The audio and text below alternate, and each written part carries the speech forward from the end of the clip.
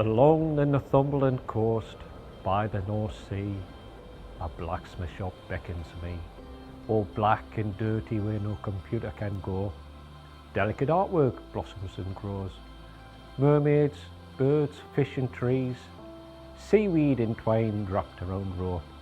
All of these things forged hot in the fire, cool down for Northumberland to admire.